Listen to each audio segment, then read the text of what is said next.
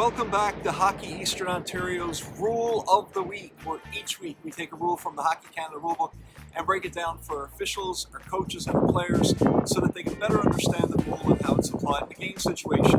A special treat this week, we are at the home of hockey, because when you think about hockey, you think about Oracle Park, the home of the San Francisco Giants. Really? Okay. All right. This week, we're going to talk about holding. We're going to talk about some parts of the rule, as well as how it can be applied in a game situation, including some video clips. So stay tuned. So this week, we're going to talk a little bit about holding. But before we get started, just a quick reminder, if you like this video, please go ahead and hit the like button. If you like the content on this page, please go ahead and hit the subscribe button. It helps us out a lot. Having said that, let's jump right into the rule. Rule 8.1 holding states, holding is any action by a player that restrains an opposing player by impeding their progress, whether or not they are in possession of the puck, or by such action prohibiting their ability to pass, shoot, receive, or otherwise propel the puck.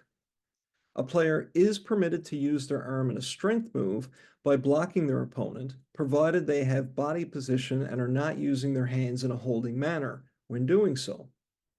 While players are permitted to block an opponent's stick with their hands, arms, or body, they are not permitted to hold an opponent's stick. How do we identify a holding infraction? A player is at risk of committing a holding foul when they have one hand on their stick and the other hand is free, and they use this free hand to clutch, grab, or pin an opponent against the boards without playing the puck. The consequence of a holding infraction might include when a player gains an advantage by impacting balance, impeding progress, impacting ability to handle the puck, blocking from participating in play, or otherwise restricting movement. Now we're going to show you a few videos. In this video, I'd like you to watch the player on white as the player in black moves towards the net. As you can see here, the player in white wraps his arm around that player in black, thus impeding his progress as he heads towards the net. The defending player has lost body position and has no play on the puck. The free hand is then used to impede attacker. The referee must have a good sight line on this so that he can see the penalty clearly, and in this case, a minor penalty for holding would be called. In this next video, we are again going to watch the player in white battle the player in red along the boards. So you can see here, he's pinning him here. Okay. Keeps moving though towards the puck. Trying to get possession of the puck. So, what's the call? A penalty or no penalty? The defending player pins the opponent against the boards, but continues to battle for the puck. Either both hands are on stick, or the free hand is used to push and not grab the player. No penalty as a result. So in this example, we're going to be watching the player in green. You'll notice here, number 11 in green, right about here, he grabs with his left hand to the player in white with his stick and then pulls it away from him. The green player grabs and holds onto the opponent's stick. There's a clear consequence as a result of this, so a minor penalty for holding the stick would be called.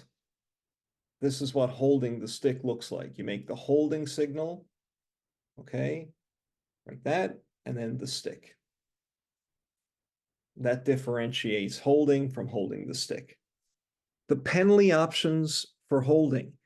A player can be called either for a minor penalty, 2 minutes, for holding, or a minor penalty for holding the stick, a major penalty plus a game misconduct for holding, but there is no match penalty for holding. It's really important to note that, okay? So you cannot call a match penalty for holding, but your other two options are a minor penalty or a major penalty plus a game misconduct.